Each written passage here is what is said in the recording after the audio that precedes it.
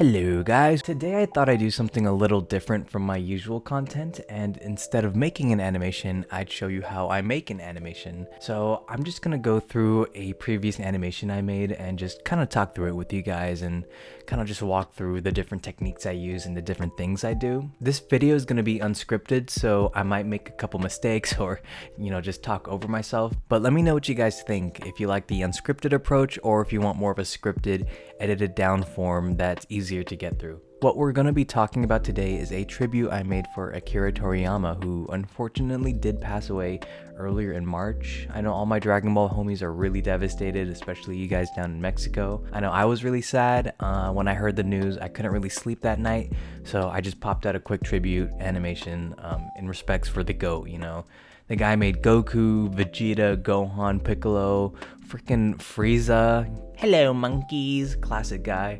So yeah, we'll miss him very dearly. Really quick before we get into it, the softwares I use are Adobe Animate or Adobe Flash for animation, After Effects for video effects, and Premiere Pro for video editing. So we'll be talking about the 4 parts of this animation, that being the storyboard, the final line art, the After Effects editing, and the Premiere Pro editing. So when I make an animation beyond the script and the idea in my head, I create the storyboard, which is essentially me taking the idea in my head and just making a visual representation of it. So in this case, I wanted to make a tribute to Toriyama that was a little bit more hopeful and kind of shed a more brighter light on it. He made a lot of great content, he made awesome worlds, and I just wanted to highlight that. So here I have young Goku in the first scene looking a little bit sad. I wanted the camera to pan up, and then a hand comes through from the side of the screen and has a kind of like a key blast that illuminates the area and like Goku's face.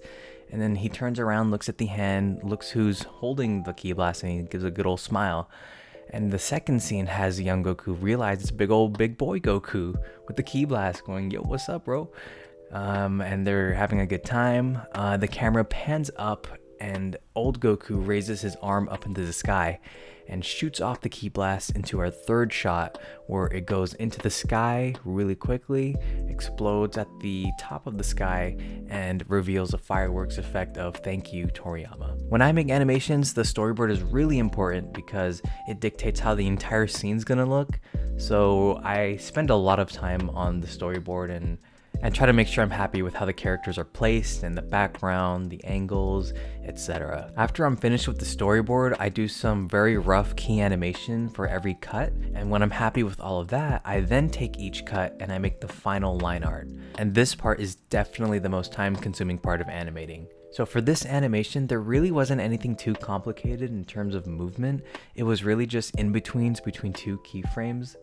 There's so many different techniques you can use depending on what you need in an animation, and for this one, I just needed very simple movements that gets the point across. So for the first scene, it's just Goku looking sad, the camera pans up, and I'm just in-betweening him turning around, looking at the hand. For the hand animation, I have it very simple as well. It just comes down very simply with a couple of in-betweens from where it starts and where it ends.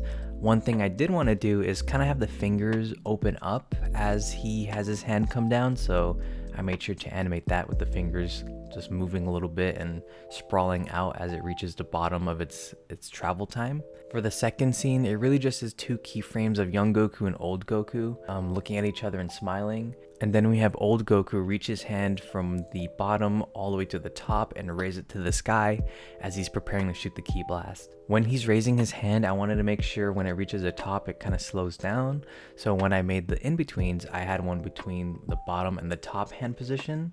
And then I put a frame between the middle and the top hand position that'll kind of slow down the movement a little bit. And for the final shot of the key blast going to the sky, I wanted the key blast to really quickly zip past initially because it's closer to us, and then slow down as it reaches the top of the sky and is farther away. And I wanted it to find kind of an arc, where it's going from the side and then back to the middle. As it reaches the top of its arc, it kind of slows down. So the frames, if you look at the bottom, are 2 frames wide instead of 1 for timing purposes, so that it looks a little bit slower as it travels. And then when it reaches the top, I wanted a boom, which is easily done with impact frames, and then have the "Thank you, Toriyama" words pop out in like a fireworks effect. For the background of the scene, I wanted just kind of overcast clouds, and when the boom happens, they would kind of circle around the source of the boom. When I'm done with the liner, I just go back and shade everything. When I shade, I use the pencil tool in Adobe Animate. So when I draw the lines of the shadows with this pencil tool, I make it in this really neon green color that can be easily seen. And after I'm done drawing all the lines on the character with the pencil tool,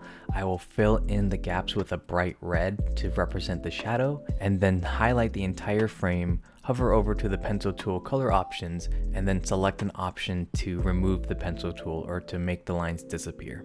So again, with that first scene with the key blast, I wanted it to illuminate Goku's face and kind of, bring light to the scene, make it so it's less depressing. For the color of the shadows, I just wanted like a blue tint, kind of like an overcast blue vibe. Also, another thing I do is have a black gradient initially on Goku's face, kind of giving it shadow. And when the key blast comes, I reduce the transparency of that gradient from 100% to 0% to kind of, again, give that illumination effect. For the key blast, I wanted it to have kind of a glow effect.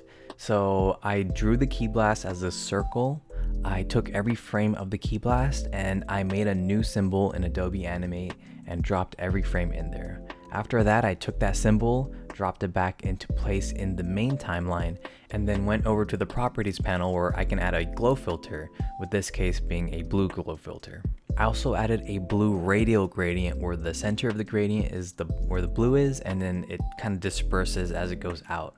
And I had it centered onto the key blast, so again, it kind of gives it more light and makes it more interesting. For the second shot, not really anything new here, just exactly what I explained in the first shot, done again.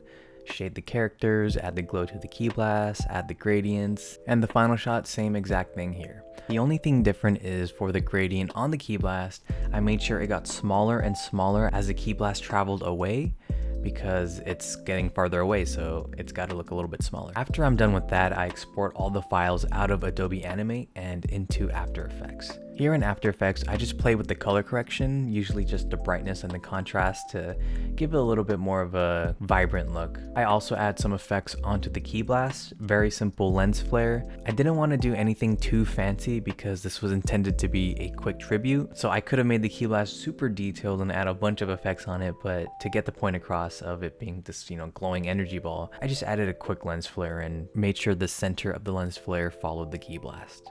Whenever I draw impact frames, I like to use something called a light burst, which gives it this very cool, like, bursty effect. I don't know how to describe it, but I think it just looks cool. If you have After Effects and you know this effect, you might know what I'm talking about. So when the impact frame happens in the third shot, I make sure to add that light burst and I keyframe it so it starts to appear a little bit before the impact frame happens and then starts to disappear a little bit after the impact frame is done. So it kind of looks like when the explosion happens, it distorts the light, the boom happens, and then the light distortion fades away after the impact frame is done. After I'm done with all of that, I move all the files from After Effects into Premiere Pro, which is where I just put the clips together. I add any more additional camera movement if I need to, and I do the sound effects editing. Here you just see me finding sound effects that are appropriate for the scene, music that I want there, and dragging them into Premiere Pro and editing them. And bada bing, bada boom, that's it.